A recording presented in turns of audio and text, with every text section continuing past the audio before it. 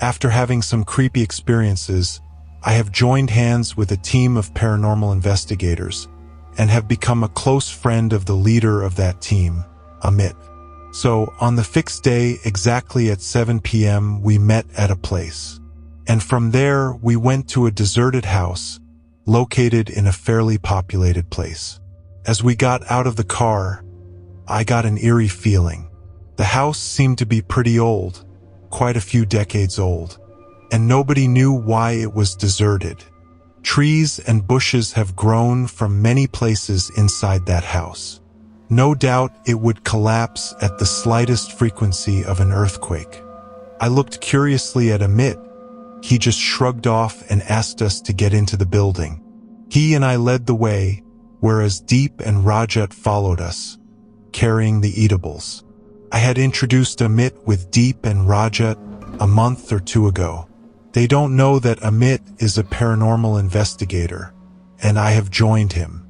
Well, to be honest, I'm kind of Amit's student. We chatted, cracked silly jokes, and did a few other things until 9 p.m. As Deep and Rajat had to return to their respective homes before 10:15 p.m., we decided to finish the eatables and the drinks.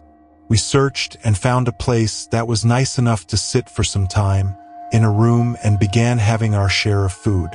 Hardly 10 to 12 minutes passed when all of a sudden, it was this feeling that we were not alone there.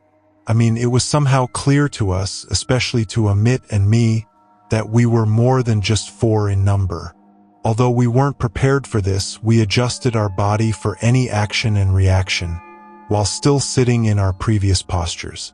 We all looked at each other, deep in our eyes, as if trying to convey, no matter what happens, don't panic. Within the next 2 to 3 minutes, all 4 of us heard footsteps. Heavy, steady footsteps. Someone was there at a 10-foot distance from the place we were sitting. Signaling with eyes and gesturing with his hands, Amit told us to pack the eatables slowly and keep the cigarettes close to us. I did understand about repacking the eatables, but why he asked to keep the cigarettes close to us confused me. We remained silent.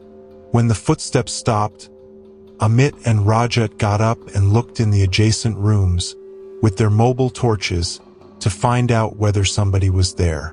Finding no one, they both came and sat with us. Amit whispered, "Let's wait for a few minutes." We instantly agreed. Deep became annoyed, as he felt that this party was getting ruined, and therefore, in a harsh, angry tone, he abused and cursed Mr. Nobody, looking all around the room. We tried to calm him, and he did cooperate. But again, he abused us too, saying that we're cowards, and kids of age 8 to 10 years are braver than us. Still angry and cursing, abusing in a low tone, he took a small chicken piece and threw it in the direction from where the footsteps were heard. Amit was about to scold him very badly, but he didn't get that chance, because things in that room such as bricks, bamboo, wooden planks, etc., started to fall. At the same time, there were alternate bangs on the closed doors and windows of the room we're sitting and also the other rooms. Surprisingly, it became very difficult for us to breathe.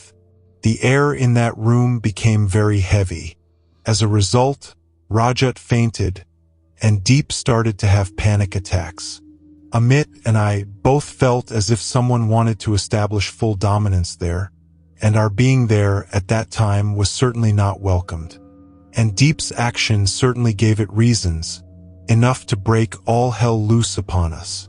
Wasting no time, Amit took Rajat on his shoulders, and following him, I took Deep on mine. Carrying friends on our shoulders, we managed to first get out of the room, and then from the building. Doing this was not difficult, but only God knows why it felt almost impossible to get out of the building. A 5 years experienced guy like Amit was awfully nervous and yes, scared too. We got in our car and drove away from there as quickly as possible. The overall feeling was so intense that we didn't find the courage to talk about it for the next couple of days. And honestly speaking, we haven't talked about it until now.